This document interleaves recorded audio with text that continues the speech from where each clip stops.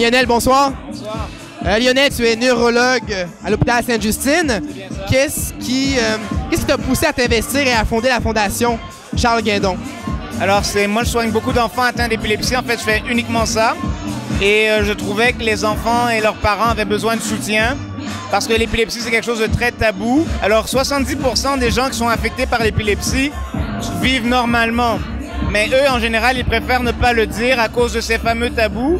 Et ce qui fait que les gens ne retiennent que le 30% de ceux qui sont sévèrement affectés, souvent avec un retard intellectuel.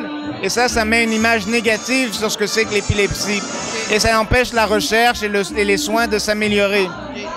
Julie, explique-nous un petit peu en quoi tu es impliquée à la fondation Charles Guindon. Ben écoute, j'ai fait il y a un an une levée de fonds pour la fondation Charles Guindon et qui a été un grand succès. Je suis très heureuse et par la suite, la fondation m'a demandé d'adhérer à leur conseil administratif qui m'a fait un grand plaisir du fait que j'ai été touchée moi-même par l'épilepsie. Donc, je me sentais plus qu'interpellée par la cause. J'avais beaucoup de sympathie pour cette cause. Ton frère Charles Guindon, auquel le nom de la fondation porte le nom, comment ton frère vit l'épilepsie? En fait, c'est comme je mentionnais un petit peu tout à l'heure, mon frère il est atteint d'épilepsie, donc il fait à peu près, auparavant il faisait à peu près 20 crises d'épilepsie par jour. Par jour? Par jour, oui. Donc c'est quand même énorme.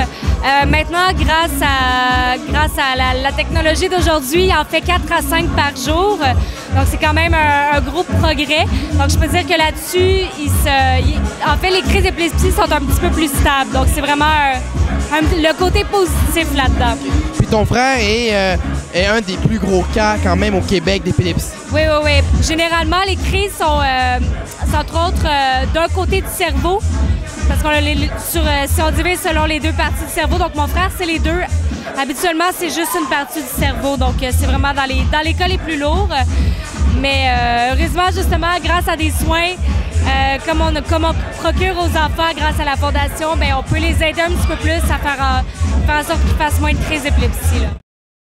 J'ai appris à 15 ans, j'ai fait une crise d'épilepsie en étant devant un ordinateur. C'est vraiment la sensibilité à la lumière. Puis c'était pas une cause qui était connue dans ma famille, alors ça a été une surprise. J'ai décidé de m'impliquer parce que c'est une cause qui est mal connue, puis on doit en parler. Puis en organisant des événements qui sont branchés, jeunes, dynamiques, vraiment mélanger le côté bonheur à bonheur à tout simplement ce que le monde a un bon moment, puis en même temps en apprenant un petit peu plus sur l'épilepsie. Voilà, et tout en amassant des fonds, c'est bien important parce que... Pour la fondation. Oui, pour la recherche. Je vous invite à appuyer et suivre cette cause, entre autres avec la Fondation Charles Guindon.